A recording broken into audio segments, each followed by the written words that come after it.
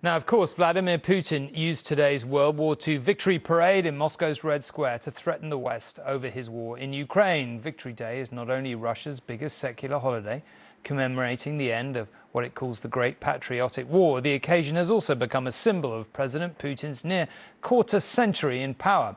So, on a bone-cold day amid flurries of snow, Mr. Putin hailed the troops fighting in Ukraine and warned the West of Russia's nuclear prowess. The victory being celebrated in Red Square is the 1945 Soviet defeat of Nazi Germany. But increasingly, Vladimir Putin may be starting to believe victory in his current war is possible. After a disastrous start, his military is on the offensive, taking ground, albeit slowly. No wonder even unseasonal snow flurries couldn't keep the smile from his face.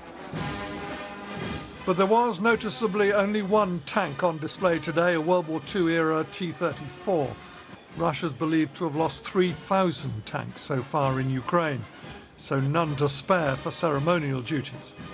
The intercontinental ballistic missiles, however, were there, and not for the first time. Putin used a big speech to warn the West that further escalation could yet lead to their use.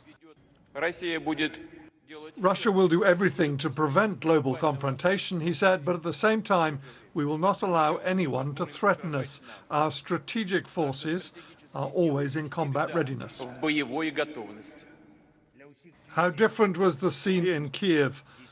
Ukraine too was part of that Soviet victory over Germany, but their VE Day is now a solemn act of remembrance for those who have died fighting off another invasion. No nuclear saber-rattling from President Zelensky. The Russian state, he said, isn't fighting only against Ukrainian independence, nor only against our state, but against everything that gives life to the state and to people. Very good to see you. Good to see you too. A week ago, Foreign Secretary Lord Cameron was in Kiev meeting Zelensky and promising the UK's $3 billion in aid would be paid this year and every year. Today, he was urging the rest of the West to do as much in terms of both aid and defence spending. We've made choices that put us in a position that we can thoroughly modernise our defence forces, and now we're in a position where consistent 2%, now moving to 2.5%, and we can use that as a great argument with our friends and allies to say, we've been able to do it, you can do it too. And this is not some aspiration for the future, but urgently needed now. The $60 billion US aid package is on the way to these soldiers, but they're running short of manpower and facing a much larger enemy.